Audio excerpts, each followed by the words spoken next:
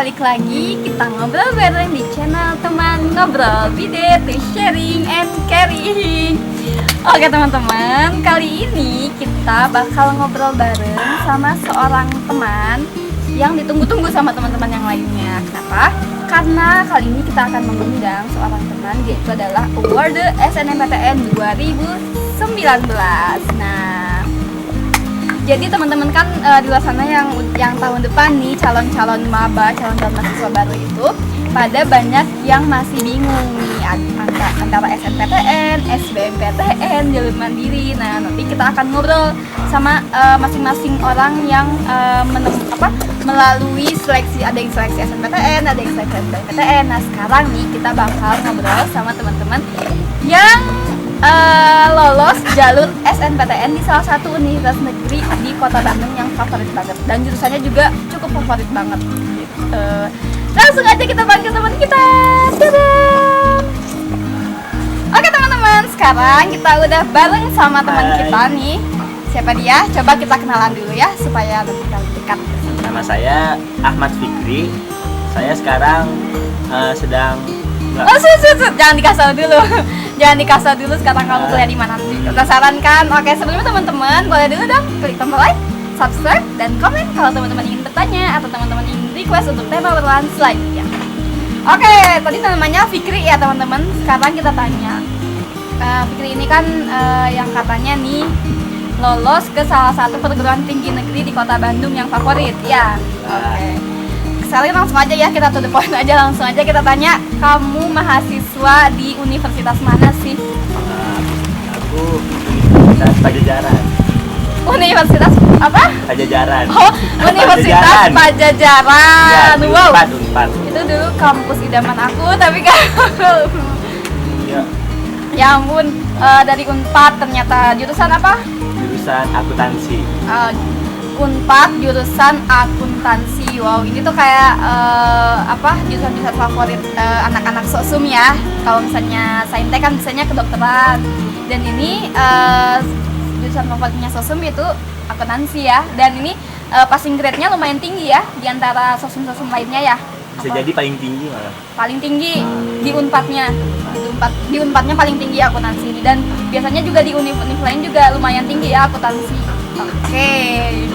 Nah, teman-teman, sekarang langsung aja tanpa babi langsung aja kita tanyain perjalanan dia tentang SNPTN-nya itu seperti apa. Pertama nih aku mau nanya nih, kamu tahu ada seleksi yang namanya SNMPTN itu sejak kelas berapa sih? Oh ya, sebenarnya kita tanya dulu, dia tuh dari SMA mana sih gitu kan? Karena kan SNPTN itu berhubungan banget sama yang namanya sekolah kita, asal sekolah gitu. Jadi indeks sekolah nanti dilihat. Dari mana kamu? Nah, dari Ponpes Husnul Khotimah, pesantren itu. Oh, kamu itu dari pesantren. Pesantren. Wow, teman-teman, ternyata dia itu SMA-nya dari pesantren Husnul Khotimah ya, di Kuningan. Berarti keren juga ya, maksudnya kita selama ini underestimate kan, pesantren biasanya susah untuk masuk SNPTN, ternyata ini masuk dari pesantren ya. Terus teman-teman kamu juga banyak yang lolos SNPTN dari pesantren itu. Banyak. Kalau waktu angkatan saya sendiri tuh ada sekitar 27 orang. Oh, lumayan ya. 27 orang masuk SNM. Yang keterima di Unpadnya juga itu sekitar 5 orang. Oh, di Unpadnya ada 5 yang Ya, keterima di Unpad. Jurusan apa aja itu? Ada kedokteran Unpad. Wow, anak pesantren lolos SNPTN kedokteran Unpad. Terus Ekonomi Islam. ekonomi Islam Unpad. Terus Akuntansi kan akuntansi, kamu, sama administrasi bisnis Unpad, sama udah Ada. Unpad berarti. Oke, Unpad. kalau ITB ada masih yang masuk ITB dari pesantren? Ada ITB. Ada. Ada. Wow, Ada SNPTN ada masuk ITB. Ada UI, UI nggak ada. UGM, UGM nggak ada. Airlangga, Ada. ada Brawijaya, Ada. ada. Terus apa lagi yang UNS. oh, itu 11 Maret. Iya. Oh iya, oke. Kalau gitu berarti emang setiap tahunnya emang banyak dari pesantren kamu yang lolos SNPTN. Ya lumayan lah, kalau di antara pesantren ya lumayan lah. Oh, berarti pesantren kamu udah bagus ya indeks sekolahnya di mata perguruan tinggi ya. Alhamdulillah. Ya. Lumayan ya. Oke, nah berarti kamu sudah diperkenalkan tentang SNPTN ini sejak kelas berapa oleh sekolah kamu, atau kamu tahu SNPTN itu dari luar dulu? tentang SNPTN itu? Enggak sih, dari sekolah waktu pas emang dari kakak tingkat juga itu ngeliat apa sih waktu kelas 10 gitu. Jadi waktu kelas 10 dari BK-nya udah ngongkor-ngongkorin Sosialisasi ya? udah mulai sosialisasi, bahkan ada penerimaan mahasiswa dari lewat jalur ini.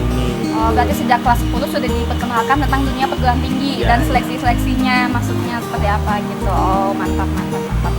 Terus kamu udah pas kelas 10 itu ketika dikasih tahu ada informasi dari kakak kelas, dari BK gitu ya, kamu langsung kayak muncul niat, oh aku pengen ngejar SNPTN nih, atau sebelumnya nggak ada sama sekali kayak biasa-biasa aja gitu?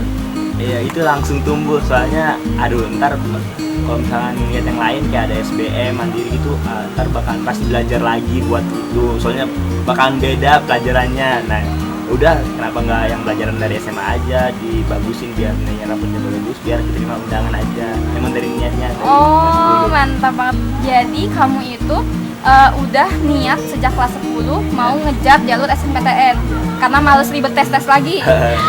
Bagus juga itu teman-teman, jadi ada niat kayak gitu, jadi usaha kamu maksimalin di nilai-nilai rapot SMA ya.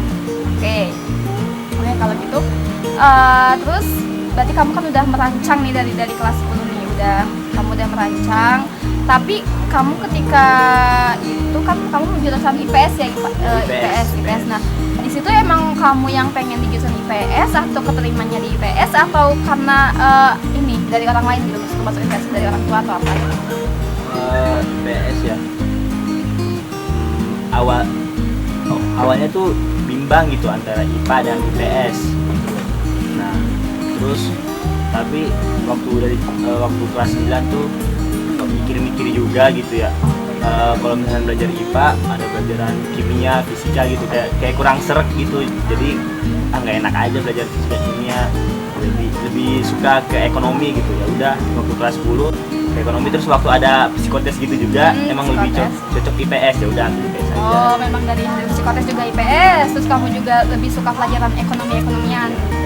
Jadi memang ngambil IPS itu bukan karena keterpaksaan, karena memang ada ketertarikan sama pelajaran di IPS itu ya. Oke, bagus banget.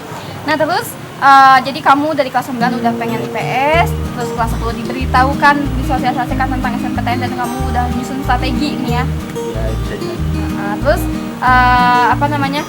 dari kelas 10 itu udah kepikiran jurusan apa yang dipengenin ketika kuliah, atau pas kelas 10 mah belum kepikiran? Belum. Kelas 10 mah yang penting bisa bagusin nilai aja dulu. Maksudnya dia bagusin nilai, nggak bagus-bagus banget sih waktu kelas 10, emang direncananya nggak terlalu bagus di waktu kelas 10. Emang nggak kepikiran akuntansi juga. Oh, belum Penting mah ya ngejar target nilainya aja. Berarti kan berarti ketika disosialisasikan udah dikasih tahu persyaratan SNPTN itu seperti apa melalui jalur rapot. Jadi dari situ kamu mulai menyusun strategi, nilai rapotnya harus bagus seperti itu kan? Iya sih, tapi waktu kelas 10 mikirnya jangan langsung bagus banget gitu. Jadi biar naik gitu presentasinya ntar. Oh, jadi emang nyusun strateginya untuk naikin Ya, gitu. naikin. Jadi kelas 10 nggak terlalu bagus, kelas 11 bagus, kelas 12 bagus gitu. Padahal kan teman-teman itu kan cuma mitos ya, kalau misalnya nilai meningkat itu keterima SNPTN. Jadi kan yang dilihat, kalau setahu aku nih ya, kalau setahu aku tuh yang dilihat tuh nilai kumulatifnya, jumlahnya di akhir gitu, nggak meningkat. Tapi emang sih selama ini ya berita yang beredar tuh katanya yang nilainya meningkat. Ya emang iya sih, emang agak misal juga waktu kelas 10 ada nilai yang harusnya mendingan dulu dapatnya segini. Langsung dibagusin gitu. Mendingan dulu dapatnya segini. Jadi ini masih kurang, jadi ntar waktu kelas 12-nya harus lebih bagus banget, biar mengejar gitu nilainya, rata-ratanya gitu. Ya, jadi teman-teman jangan terkecoh sama yang kata orang, kalau SNPTN itu harus meningkat kayak gitu. Jadi kelas 10 sengaja dijelek-jelekin dulu ya. Ternyata semakin bagus ya udah kita kejar semampu kita, semaksimal kita ya. Jadi kelas 10 bagus, lebih bagus lagi kelas 11 bagus, dan kelas 12 bagus. Jadi nanti nilai rata-ratanya bagus ya kan. Oke, gitu. Nah, terus kamu kepikiran jurusan akuntansi itu pas kelas berapa? Akuntansi itu waktu masuk kelas 12 sih, teman. Soalnya waktu masuk kelas 12, nah itu juga di ekonominya langsung ketemu pelajaran akuntansi. Jadi ekonomi kelas 12-nya itu full akuntansi. Dari situ ngerasain, akuntansi gini enak, gini daripada pelajaran ekonomi. Dan tentang negara-negara lebih enak, akuntansi ngitung-ngitungnya enak gitu. Emang MTK-nya juga lumayan suka MTK gitu, jadi banyak. Jadi memang pelajaran favorit kamu tuh akuntansi. Ya, lagi. Terus dari kelas 10, kelas 11 dan kelas 12 itu bagaimana nilai-nilai kamu? Khususnya di 5 mata pelajaran utama IPS ya. Kalau kelas 10 sih standar sih ya, nggak bagus banget, nggak bagus, nggak jelek tapi nggak jelek juga, sekitar 80-an lah, 82, 84 gitu, 83. Nah segitulah standar. Nah waktu kelas 11-nya berusaha dinaikin. Waktu kelas 10 juga ada yang 7 malah. Oh, waktu apa itu pelajaran sosiologi. Sosiologi Ya. cuma satu itu. Nah, sosiologi sama juga sejarah. Kalau sejarah dihitung nggak sih sejarah? Ya sejarah juga ada dapat 7, 8 sama 7 sosiologi sama sejarah. Itu kelas 10. Ya kelas 10. Terus kelas 11-nya? Aku naik kelas 11 berusaha dibagusin lagi. Alhamdulillah sekitar 85 ke atas lah, hampir 85 ke atas rata-rata. Tapi masih ada juga yang 84 sosiologi. Sebenarnya emang sosiologi kayak kurang gitu aja. Oh emang kayaknya yang pelajaran-pelajaran ngafalin ya yang kurang ya. Sosiologi, sejarah, berarti kamu emang basicnya lebih suka ngitung. Ya. Ngitungnya kayak ekonomi, akuntansi. Tapi nggak suka ngitung yang ke fisika gitu yang kurang logis jadinya. Oh gitu. Oke, berarti memang tapi kepikiran akuntansi itu baru ketika kelas 12 ya. Terus selama kelas 10, kelas 11 ini apakah kamu memang mencantumkan kayak gimana ya, kayak kamu tuh selama perjalanan kamu SMA tuh ingat terus, oh aku pengen SNMPTN, oh aku pengen SNMPTN, atau ya udah biar aja nanti. Ya sih pasti nyantumin terus sih pengen SNMPTN. Nggak pernah bayang buat SBM gitu. Iya ngapain sih SBM, jadi bayangannya gitu, ngapain sih SBM, males lagi belajar nambah, banyak keluarin buku, males. Niat belajar langsung di sekolah bagus nilai buat SNM. Emang ngejar dari dulu. Emang ini ya, udah pokoknya nggak mau tes lagi, nggak mau pokoknya mau SNMPTN. Tapi selama kamu di kelas 10, kelas 11 itu kan pasti ya, selama SMA pastilah ada masa-masanya kayak kita tuh males belajar kayak gitu kan, terus lupa lagi sama tujuan awal kita SNMPTN gitu. Tapi apakah kamu emang konsisten terus, karena dari komitmen kamu awal kan SNMPTN, kamu bisa konsisten itu nggak sih?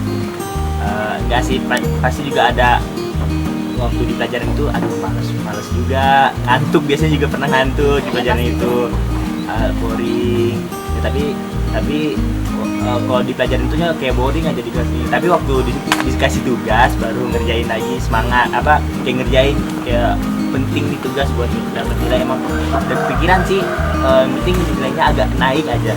Sebenarnya pasti ini juga pertanyaan teman-teman ya, bagaimana seseorang yang emang sudah punya goals untuk mengikuti seleksi SNMPTN dari kelas 10 gitu ya, pasti punya sistem belajar tersendiri gitu untuk pasti mengejar nilai kan tujuannya.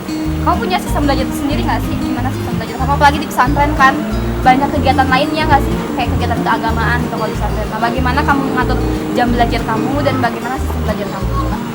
Jujur ya, waktu kelas 10, 11 belajarnya kayak ya standar temen-temen aja sih. Tapi waktu di kelasnya lebih semangat aja, lebih banyak setiap dikasih tugas ngerjain. Belum setiap malam belajar semalamnya juga belajar, enggak kayak gitu banget. Waktu kelas 10, 11 enggak, masih standar lah, biasa kayak anak kayak teman-teman aja, masih sering main juga sih sebenarnya, asik. Nah waktu kelas 11 akhir semester 2 kelas 12, nah itu kan saya juga harus meyakinin tuh bahwa nilainya tuh harus bagus banget. Jadi waktu udah mulai kelas 12 juga itu, jadi setiap malam habis biasanya saya ke kelas belajar lagi, kan di pesantren ya, kalau kelas mah dekat, ke kelas belajar lagi, belajarnya Sendiri? Iya sih, biasanya ada teman satu orang, Ngajak teman. ngajak teman, tapi biasanya juga sendiri kalau misalnya lagi nggak ada yang mau. Gak takut tuh ketemu enggak, kelas soalnya- malam-malam? Enggak kok, soalnya kelasnya kalau kelas di pesantren kan deket masjid, jadi orang biasanya juga, kalau kelas aku di pesantren deket masjid, jadi biasanya orang lewat-lewat. Ruangan kelasnya emang diterangin semua? Iya terang, ada lampunya kok, nggak kayak sekolah-sekolah negeri serem, nggak. Cuma pesantren rame dah biasanya malam-malam. Biasanya belajar malam, tapi belajarnya nggak belajar semuanya, cuma 6 itu doang yang yang 6 mata pelajaran utama IPS. Tapi itu kamu baru memulai kayak setiap hari, setiap malam belajar itu tuh ketika kelas 12 justru. Iya Kak, 11 akhir. Oh, kelas 11 semester 2. Habis UTS semester 2 lah. Oh, habis UTS semester 2 itu baru kamu tergerak untuk ya udah sih harus benar belajar gitu. Sama kelas 12 penuh. Semester 12 semester 1. Kelas 12 semester 1 baru benar-benar ini gitu. Geder belajarnya gitu ya. Supaya nilainya benar-benar maksimal. Nah, itu berarti teman-teman yang kelas 12 jangan merasa terlambat, kamu masih ada waktu loh untuk ngejar nilai semester ini gitu. Nah, terus apa sih yang kamu pelajari di malam hari, kayak apakah kamu ngulang pelajaran yang tadi udah dipelajari di sekolah di hari itu, atau kamu belajar untuk pelajaran yang materi SMPT-nya? Kalau itu sih biasanya sih ngulang ya. Kalau pelajaran lain ngulang, kecuali ekonomi itu belajar, soalnya biasanya ekonomi nggak bisa baca juga bisa ngerti. Nah, ekonomi akuntansi itu belajar itu doang sih, yang lainnya mah ngulang-ngulang aja biar masih ingat. Yang poin lainnya cuma mengulang-ulang materi yang sudah pelajari. Yang ekonomi kamu belajar materi yang belum dipelajari malah. Iya, soalnya emang enak, tertarik gitu. Jadi suka aja belajar lebih. Berarti karena memang ada interest di pelajaran itu, jadi dia juga semangat untuk mempelajari walaupun belum dijelasin sama gurunya. Jadi dia belajar mandiri gitu teman-teman, hebat banget kan. Makanya coba kamu temukan pelajaran apa yang kamu suka dan apa yang ingin kamu pegang. Oke, terus jadi selama kamu kelas 10 dan kelas 11 itu sistem belajarnya masih sama aja kayak yang lain gitu. Jadi cuman sebatas ya udah ngerjain tugas dikumpulin, dimaksimalin, terus belajarnya kalau mau ada ulangan aja. Ya, ulangan, TS, UAS gitu. Jadi kalau nggak ada ulangan mah nggak belajar juga gitu. Enggak, main aja sama teman malam-malam biasanya. Nah, berarti emang masih sama yang lain. Baru di kelas 11 itu. Nah itu teman-teman kamu yang lain apakah melakukan hal yang sama juga atau enggak? Nggak tahu juga sih sebenarnya gimana, tapi ya nggak tahu sih itu mah dia. Nah, terus untuk melaksanakan, kamu kan pengen nih belajarnya kayak gini, apakah kamu ngajak temen atau enggak sendiri aja gerak? Biasanya sebelum misalnya ngajak temen dulu sih di kamar, kan satu kamar ramean. Ayo yang mau belajar yuk belajar, ngajak temen dulu, biasanya ke teman-teman yang asik, mau diajak belajar, diajakin. Tapi kalau misalnya dia biasanya juga ada rapat-rapat juga, dia kayak ajak organisasi, dia nggak bisa, nah itu biasanya sendiri. Emang ngajak dulu ya, ngajak belajar bareng gitu, karena kan kalau orang sini kan lingkungan sangat mempengaruhi ya teman-teman. Dan kalau kamu sendiri lebih enak belajar bareng teman-teman yang lain atau belajar sendiri? Tergantung pelajarannya. Ada yang pelajaran sendiri, kayak akuntansi itu lebih suka sendiri sebenarnya. Tapi kalau misalnya ada yang mau minta diajarin ya diajarin. Kecuali kalau misalkan MTK gitu harus sama teman, soalnya barengan gitu ya, jadi enakan sama teman. Sama sosiologi juga biasanya sama teman. Ada yang enggak. Terus kamu dalam mengejar goals kamu di SNMPTN, apakah kamu emang ngumpulin kayak nyari temen yang emang sevisi misi, atau ya udah aku juga bisa jalan sendiri? Awalnya sih ada ngajak teman, ayo kita main SNM kan, ayo semangat belajar. Tapi di tengah-tengah dianya kayak mundur gitu, kayak ya mulai lengah gitu. Ya. Nah, jadi ya, sendiri. Tapi pokoknya awalnya tuh emang ya, ngajak dulu. Ada bareng teman awalnya mah. Ya, jadi teman-teman supaya lebih asik nih belajarnya, lebih semangat, coba cari teman-teman yang emang sevisi dan misi. Terus kalian buat goals bareng dan saling menyemangati, saling support, dan juga kalian bisa belajar bareng, diskusi bareng gitu kan, dan saling tukar informasi bareng kayak gitu. Terus di pesantren sendiri itu memang memberikan fasilitas dan informasinya selalu update nggak sih tentang kayak penerimaan perguruan tinggi segala macam gitu? Alhamdulillah BK-nya update lah. Terus guru BK-nya baik lah, juga asik diajak ngobrol. Panggilnya Ustadz ya waktu itu di pesantren, Ustadznya enak diajak ngobrol, baik. Nah kalau kita minta ini kan Ustadz minta ini apa, universitas ini gimana, nerimanya berapa orang. Oh, tahun kemarin ada dapat masuk berapa orang dari jalur akuntansi, udah dapat berapa orang. Baik, Ustadznya langsung ngasih ngeliatin, oh ini dijelasin juga PSNB gimana, baik kan. Berarti kamu sering main ke BK? Ya lumayan sering. Sering Mbak, tapi bukan curhat jarang curhat sih, lebih ke saat ini buat tentang universitas ini konsul tentang karir kan, konsul tentang perguruan tinggi ya. Ya teman-teman tuh harus rajin-rajin ke BK untuk cari informasi. Jadi BK itu bukannya tempat orang bermasalah ya. Justru BK itu tempat anak-anak mau berkembang, mau konsultasi tentang karir, seputar perguruan tinggi dan lain sebagainya. Oke, selanjutnya setelah kamu menyusun strategi belajar, usaha-usaha apa lagi yang kamu lakukan? Boleh dong bagi lagi sama teman-teman. Selain belajar, biasanya sih selain belajar tuh ada usaha yang penting tuh yang selain belajar. Apa tuh? Ini lebih banyak, kalau aku sih ya lebih banyak mendekatkan diri kepada Allah. Ini mantap nih, coba mendekatkan diri kepada Allah karena itu yang paling penting justru ya. Jadi dari itu ya. Penting banget sih itu mah. Soalnya kalau ngeliat nilai-nilai juga, ini pasti nggak ya, mikir ini dapat nggak sih, akuntansi Unpad, dapat nggak sih nilai juga. Jadi perbanyak aja doa di setiap sholat. Terus aku juga biasanya puasa Daud. Allah. Puasa Daud. Ya Allah, Masya Allah banget puasa Daud. Ya Allah, ini Terus, puasa Daud keren banget. Biasanya qiyamul lail, sholat malam, bangun, sholat qiyamul lail, sholat duha, penting sholat duha. Jadi selalu aja berdoa terus buat itu, apalagi waktu udah kelas 12 itu doanya para solehnya tingkat tinggi kali. Parah banget itu, minta sesuatu kepada Allah. Alhamdulillah kan juga dapat gitu. Emang usaha kita penting ya, tapi doa kita juga kepada Tuhan kita sangatlah penting banget lah. Kalau aku sebijak sih teman-teman, kayak aku tuh kayak ketegur diri sendiri aja gitu. Teman-teman, aku jadi kayak langsung oh ya udah pantas gitu kamu dapat SNPTN. Kalau buat aku kan SNPTN itu bagaikan jalan tol ya teman-teman. Jalan tol itu kan jalan bebas hambatan, artinya kita tidak melalui proses tes sana sini, ikut les untuk khusus SBMPTN untuk tes seleksinya gitu. Tapi dari kita tinggal nyuguhin nilai rapor, nanti tiba-tiba ada pengumuman gitu kan. Jadi kayak emang jalan tol kita gitu yang dikasih oleh Allah ya. Nah kalau di jalan tol kita kan bayar nih. Nah kalau ini bayarnya pakai ibadah ya, mendekatkan diri kepada Allah. Karena memang teman-teman yang namanya SNPTN itu kayak semua orang tuh, bahkan semua sekolah yang unggulan pun kayak abu-abu gitu maksudnya. Jadi kita semua se-Indonesia nasional itu nyerahin nilai rapor di seleksi. Dan aku juga pernah kan diskusi sama salah satu panitia penerimaan SNPTN. Mereka pun kayak bingung gitu, ini nih nilai siswa se-Indonesia ini nih deket-deket gitu, maksudnya nggak beda jauh nilainya kan. Yang namanya nilai itu juga apa ya, kayak ini mah berdasarkan yang aku tahu ya, maksudnya yang namanya nilai di rapor itu bisa aja kayak yang ganti gurunya atau bisa aja diubah atau segala macam kan. Banyak aja trik lah di sekolahnya, punya trik masing-masing lah sekolah masing-masing tuh.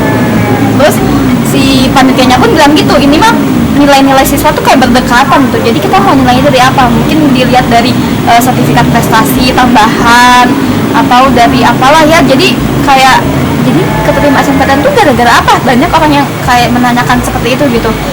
Banyak orang yang ranking 1 di sekolahnya tapi ternyata nggak keterima kan di perguruan tingginya kayak gitu-gitu. Nah ini salah satunya nih, kayaknya dengan cara mendekatkan diri ke Allah gitu kan. Jadi nanti dikasih tiket jalan tol langsung seperti itu. Keren banget. Coba teman-teman ya, kita usaha itu penting ya, tapi apa tadi?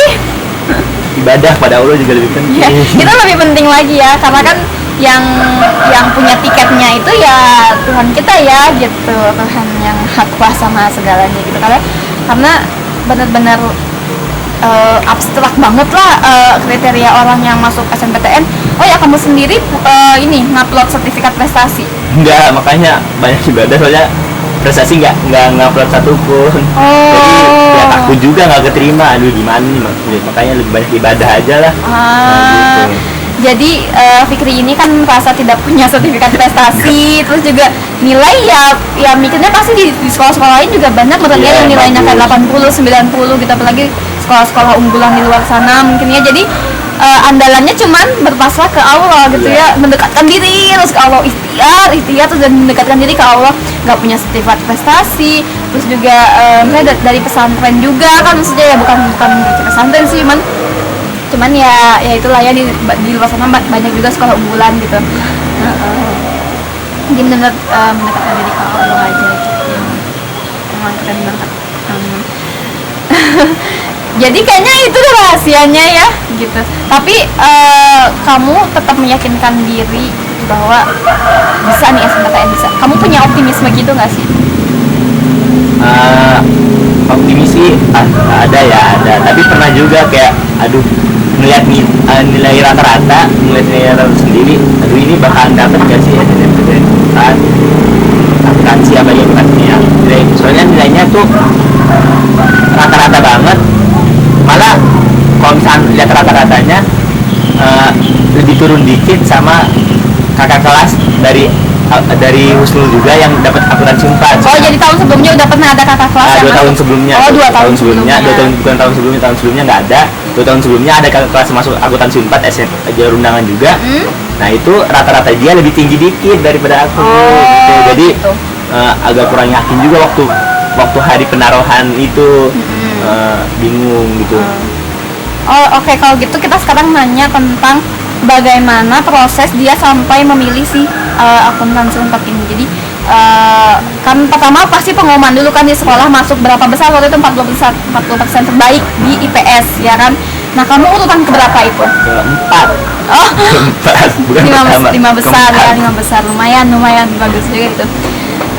Terus dan di situ kamu langsung udah emang kepikiran akuntansi 4 gitu.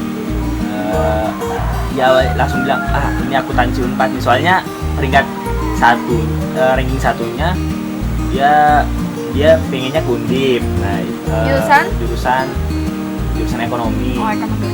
Ekonomi manajemen kalau nggak salah gitu. Ranking 2-nya Undip juga, ngambil psikologi. Nah, ketiganya nggak pengen ngambil SNM, soalnya dia pengen kuliahnya di Turki. Oh, jadi nggak diambil SNMPTN-nya. Nah, habis itu mikir juga ini udah nggak ada saingan dari Husnulnya, ya udah ngambil akuntansi, terus emang suka juga, jadi emang pengen situ. Tapi sebelum kamu milih itu, kamu kan di BK tuh biasanya kayak di data gitu kan, siswa-siswa yang mau ngambil SNMPTN tuh di jurusan apa, di universitas mana itu, kamu udah ngeliat data itu belum? Atau nggak ada data? Ada dikasih tahu. Emang waktu kan emang dikasih kayak apa sih namanya itu? Kuesioner gitu, pengen naruh di mana. Nah, habis itu ditempelin, dilihatin semuanya. Yuk, ada yang lagi perempuan dicampur. Nah, ada. Itu di situ ada nggak akuntansi 4 tuh?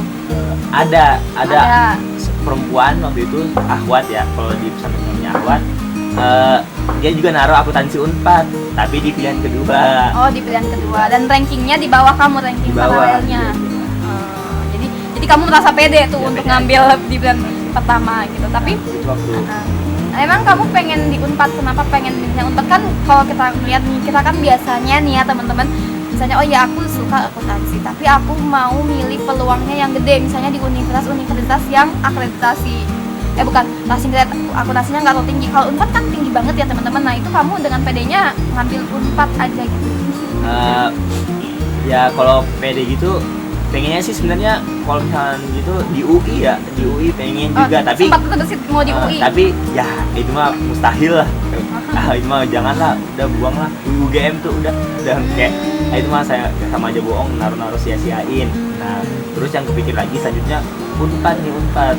Wah, ini mungkin sih Unpad, soalnya banyak kakak kelas juga yang udah masuk Unpad undangan, terus akuntansinya juga ada biasanya sering. Nah, itu kemungkinannya main gede lah, kemungkinannya gede begitu sih. Terus pengen jadi Unpad juga emang deket dari rumah, suasananya enak di Bandung. Pas banget ya, jadinya banget. ya. Jadi ini kata Fikri nih teman-teman, tipsnya adalah ada apa nih, kita kata di alam ya. Jadi tipsnya itu adalah ketika kita mau memilih jurusan itu kalau kita mau hitung-hitungan kemungkinan keterimanya, kita harus lihat juga indeks sekolah maksudnya apakah sudah ada track record alumni dari sekolah kita yang masuk ke jurusan itu, khususnya lewat SNPTN juga kan di universitas itu gitu. Kalau misalnya udah banyak, ya berarti kemungkinan juga ada, kemungkinan buat IPA-nya juga ada gitu ya. Nah terus pilihan kedua kamu apa nih kalau boleh tahu? Keduanya hukum. Hukum. Sama-sama tinggi ya tuh ya. Iya. Keren kan. Itu kenapa pengen ngambil hukum tuh? Nggak tahu ya kenapa ya. Pengen aja gitu hukum. Keren ya. Apa karena kamu sukanya akuntansi, udah akuntansi, nah satunya lagi bingung mau jurusan apa, jadi ya udah hukum aja? Enggak. emang apa sih, sempet juga waktu pengen naruh di SNM tuh hukum pertama, malah baru akuntansi. Soalnya udah ngeliat nilai, aduh ini dapat nggak sih akuntansi karena hukum di bawah akuntansi ya. Hukum ya? di bawah akuntansi. Terus hukum tuh ada terus dari tahun ke tahun yang kalau kan akuntansi kamu setiap tahun ada. Kalau akuntansi sebelumnya nggak ada, baru sebelumnya lagi ada. Nah kalau hukum tuh ada terus, jadi kayak bagus. Terus nilai kakak kelas yang tahun sebelumnya juga yang dari hukum nilainya nggak standar banget, nggak bagus banget. Nah ini kalau pasti banget, pasti keterima banget. Kerasa pede gitu ya? Soalnya akuntansi juga, aduh ini kan malah masa turun sih nilai rata-ratanya dari yang tahun sebelumnya, kayak kurang pede gitu. Makanya sempat pernah terbesit hukum pertama, akuntansi kedua. Nah habis itu bingung, terus lebih banyak konseling sih ke guru BK, terus konseling sama gurunya, sama ustadznya, diyakinin gitu, percaya diyakin. Udah akhirnya waktu naro ya percaya aja, banyak doain aja, banyak berdoa, minta kepada Allah, berhasil naruh akuntansi Unpad pertama. Oke, sip, langsung milih. Oke teman-teman, nah kita kan tadi udah nanya nih bagaimana proses dia membuat goals, pengen SNPTN doang nih, seleksi buat dia ke perguruan tinggi, yakin banget. Terus bagaimana dia sistem belajarnya, dan bagaimana juga proses dia menentukan jurusan pilihannya di SNPTN. Nah sekarang aku mau nanya, support system kamu selama di SMA itu atau orang-orang yang selalu sering kamu ajak diskusi itu siapa aja? Dari keluarga atau dari teman-teman? Sama siapa aja? Dari pertama sih dari keluarga dulu sih. Keluarga kepada ibu, terus bapak sering nanya-nanya ini konsen ini kesini gimana, jurusan ini gimana, sering ngurung ke bapak, soalnya bapak lebih tahu. Sering terus pernah juga ke kakak juga, soalnya kakak kan guru juga ya, jadi sering nanya-nanya ke kakak juga. Pernah juga nyobain daftar undangan di apa sih namanya, di Politeknik. Pernah hampir pengen nyobain di situ Politeknik, soalnya kakak nyuruh cobain aja itu akuntansi Politeknik. Hasil diskusi sama kakak disuruh daftar coba dulu undangan aja Politeknik negeri. Itu kan juga undangan. Tapi daftar enggak? Enggak, soalnya males pengen di Unpad aja. Oh udah pede, udah pokoknya Unpad. SNM Unpad aja. Udah pede langsung ya. Bagus. Soalnya waktu itu juga nggak keburu sih daftarnya. Deket-deket situ males lagi ngurus-ngurusnya. Nah kalau di lingkungan pesantren teman diskusinya siapa? Selain guru BK ya pasti ya. BK, guru ada juga sih, guru ekonomi juga itu enak gurunya. Iya. Soalnya gurunya juga baik, terus enak ngajarinnya, jadi biasanya sering nanya. Diskusi juga ya. Terus sama teman sih, ada teman. Kalau kakak kelas jarang. Atau ada role model kamu kan pengen akuntansi, kamu suka di ekonomi, oke kamu udah sering ngobrol sama guru ekonomi kamu. Nah selain itu ada nggak role model kamu di bidang akuntansi?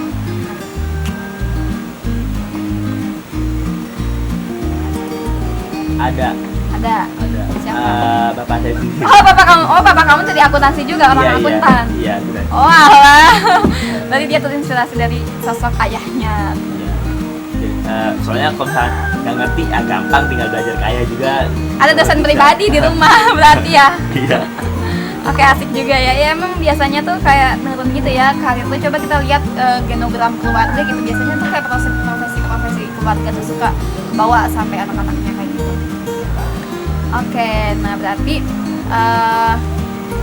kita tuh harus banyak diskusi ya. Kalau untuk masa depan kita tuh jangan kayak pede dengan keyakinan sendiri, tapi juga ternyata dari video itu ternyata dia juga banyak diskusi sama keluarganya, sama orang tuanya, sama ayahnya, sama ibunya, sama kakaknya juga. Pokoknya sama orang-orang yang lebih banyak pengalamannya gitu. Maksudnya di bidang tadi, misalnya kita pengen di bidang ekonomi akuntansi ya kita ajak ngobrol, banyak diskusi sama orang-orang di bidang akuntansi ekonomi itu. Sama guru BK-nya juga sering-sering cari informasi, sering-sering diajak diskusi gitu. Apalagi kan tadi sempat galau ya, kayak milih akuntansi duluan atau hukum duluan nih, tapi kan banyak konsultasi sama BK-nya, diyakinin, disupport segala macam, jadi fix lah akuntansi itu. Nah sekarang kita mau nanya, kan kamu awalnya emang sudah yakin nih ya kamu mau SNMPTN akuntansi. Nah terus ketika pengumuman tiba, nah itu gimana pas tahu kamu teh benar-benar keterima di pilihan pertama kamu di akuntansi? Nah, teman-teman pasti pengen tahu gimana nih euforianya waktu ada pengumuman SNMPTN itu di kamu keterima. Jadi waktu 15 hari lah ya, 15 hari sebelum pengumuman, udah panik banget rasanya, gimana ya? Udah deg-degan banget ya 15 hari. Udah 15 hari pengumuman dari dulu kan yakin gak yakin sih keterima juga itu, aduh gimana. Terus udah aku juga lebih banyak memperbanyak diri lah, memperbanyak kepada Allah lah, dekatkan diri kepada Allah, Tambah digede lagi ibadahnya. Terus juga bernazar harus selesai 1 Quran 30 juz Dalam 15 hari itu sebelum pengumuman pokoknya. Harus Wow, selesai. mantap. Terus habis itu udah di hari hanya kan pengumuman itu jam 1 tuh. jam 1 siang. Jam 1 waktu itu habis sholat zuhur sekitar jam 1 lah. Itu tuh masih ada 1,5 juz lah yang belum selesai. Ya udah, aduh ini jangan dulu lah, tahan jadi dulu. Harus selesaiin dulu. Udah habis itu diselesain 1,5 juz. Habis selesai itu 30 juz, langsung sujud, langsung berdoa lagi, ya Allah bantu terus minta dibantu aja. Nah habis itu selesai langsung ke kamar nih, langsung jalan ke kamar mau lihat HP. Terus waktu ngeliat udah ngetik nih ya, waktu ngetik HP buka LTMPT, terus ngetik ini nomor ininya sama tulis ini nomor itu kan. Masuk terus enter, merah. Oh, sempat merah dulu. Ya, merah. Wah ini apa, tiba-tiba ngeliat, oh nomornya salah. Sekali lagi kira maaf, Nah. selamat mencoba di SBMPTN. Iya dikira itu, kan saya ada temen juga yang daftar Udah di gua lihat merah, cek, merah, punya gua merah, punya Nggak lolos. nggak lolos. Aku ngeliat merah, untuk panik kan. Ternyata salah nomor, jadi merah, disuruh coba lagi. Nah aku suruh nyoba, bener dari pastiin benar, saya klik, alhamdulillah banget, langsung Jauh ya, selamat, Anda itu keterima. langsung seneng banget, langsung sujud, langsung syukur lah. makasih, hampir nggak nangis sih, hampir nangis tuh, nggak nangis, Aduh. hampir nangis. Wow makasih gitu ya. banget. Keterima di akuntansi Unpad. Langsung sama temen-temennya, sama temen-temen aku Wah, udah traktiran. di semangat, ini mah traktir Aduh, gitu. aku tuh Habis itu langsung ikut bahagia deh jadi. langsung nelpon orang tua dari situ, orang tua. Masya Allah. Aku dapat value-nya gini nih teman-teman. Jadi sampai detik terakhir pun menjelang pengumuman dia tuh kayak masih menengadah gitu, menengadah ke Allah, menendangkan diri bahwa ya Allah ini semua adalah kekuasaanmu gitu. Jadi aku butuh pertolongan, butuh kekuasaanmu gitu ya. Jadi Masya Allah, bet aku sampai nangis nih ngerasain UPT-nya, karena waktu aku dulu dasar SNMPTN tuh gak sampai segitunya, bener kayak ya Allah tuh ya udah sekedar berdoa aja gitu, berdoa di sholat 5 waktu gitu, sholat juga jarang, jadi ya gak terima waktu itu aku terimanya SBMPTN. Dan waktu itu emang aku sadar setelah gak lulus SBMPTN, aku juga sadar waktu itu kalau aku kayaknya kurang mendekatkan diri ke Allah, jadi aku usaha lagi dan dekatkan diri ke Allah lagi, dan alhamdulillah lolusnya di SBMPTN gitu. Oke teman-teman, makasih banyak nih udah sampai sore gini kita ngobrol-ngobrol bareng. Fikri udah bagi-bagi pengalaman sama teman-teman, mudah-mudahan ada inspirasi. Oke, aku mau nanya, coba motivasi teman-teman di sana yang kelas 12 yang sebentar lagi juga mau pendaftaran SNMPTN. Gimana, coba ada kata-kata motivasi nggak buat mereka? Mereka semangat.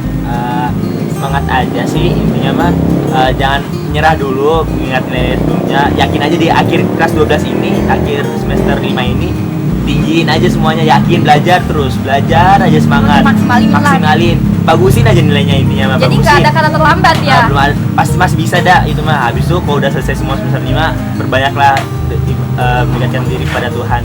Tapi kan jangan setelah ya sama itu juga berbarengan tapi gitu. ya berbarengan harus berbarengan sih intinya mah. Iya. Itu gitu sih Ya, dan kalau misalnya mendekatkan dirinya juga jangan ibadah yang kayak sama kebanyakan orang ya, jangan yang standar aja. Jadi harus dilebih-lebihkan. Harus gitu. dilebih-lebihkan betul teman-teman. Ibadah yang lain dilaksanakan gitu. Iya. Karena SNMPTN itu jalur-jalur spesial ya istilahnya mah, kita tinggal nilai. Semuanya nggak pasti. Jadi ibadahnya juga spesial ya. Oke, itu dia tadi teman-teman. Jadi teman-teman yang aku ambil sih hari ini bahwa sebenarnya dari kelas 10 itu kita harus udah punya goals gitu. Nanti setelah SMA itu kita mau ngapain, mau kemana, dan untuk menggapai itu tuh bagaimana, melalui apa gitu. Ini kan melalui jalur SNMPTN, BK-nya udah sosialisasi dan dia tergiur untuk mengambil yang SNMPTN. Jadi dia udah mulai fokus. Pokoknya nilai-nilai aku harus bagus kayak gitu-gitu segala macam ya, dan udah usahanya digeder, belajar segala macam. Tapi memang yang benar-benar digeder itu waktu kelas 11 akhir ke 12. Jadi nggak ada kata-kata terlambat buat teman-teman yang masih kelas 11 dan masih kelas 12, terutama yang kelas 10 digedernya dari kelas 10 gitu. Jadi jangan sampai masih berpikiran bahwa nilai yang dilihat yang naik gitu, jadi kelas 10 sengaja dijelek-jelekin, jangan sampai. Jadi semuanya usahakan bagus, dioptimalisasikan semua nilai, terus juga dioptimalisasikan ibadahnya, betul sekali. Penting banget, itu yang paling penting ya teman-teman. Jadi aku tuh kayak ngerasa pantes dia akan terima gitu, karena memang ibadahnya bener-bener anti mainstream gitu. Jadi puasa Daud, sholat tahajudnya, terus hatamin Al-Quran dalam waktu 15 hari kayak gitu-gitu, dan kayak minta ke Allahnya tuh bener-bener bahwa kita tuh makhluk yang tidak bisa apa-apa, maksudnya cuman kuasa Allah lah yang bisa menjadikan segala sesuatu itu terjadi gitu kan.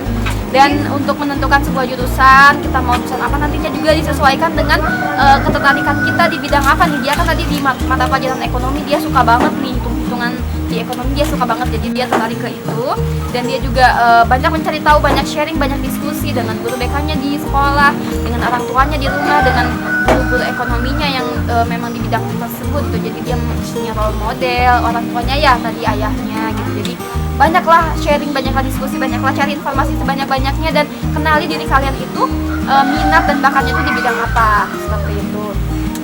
Tadi kan juga Fikri mengatakan bahwa nilai tertingginya itu di IPS itu ternyata ekonomi kan, berarti emang dia punya bakat di ekonomi itu gitu. Dan dia juga untungnya interest juga di itu, jadi emang benar-benar tinggi ya, lumayan gitu. Oke teman-teman, banyak banget hal hari ini yang kita bisa ambil pelajaran dari Ahmad Fikri ini, Masya Allah banget ya. Aduh, aku kayak nyetak diri aku juga, self reminder juga nih buat aku, kalau misalnya pengen sesuatu itu nggak ada yang nggak mungkin. Kayaknya tuh tinggi banget kan aku langsung 4 dengan nilai standar, tapi semua itu bisa diubah ketika kita benar-benar mendekati sang penguasanya gitu, sang yang memberikannya gitu. Kita dikasih kemampuan untuk itu, seperti itu teman-teman.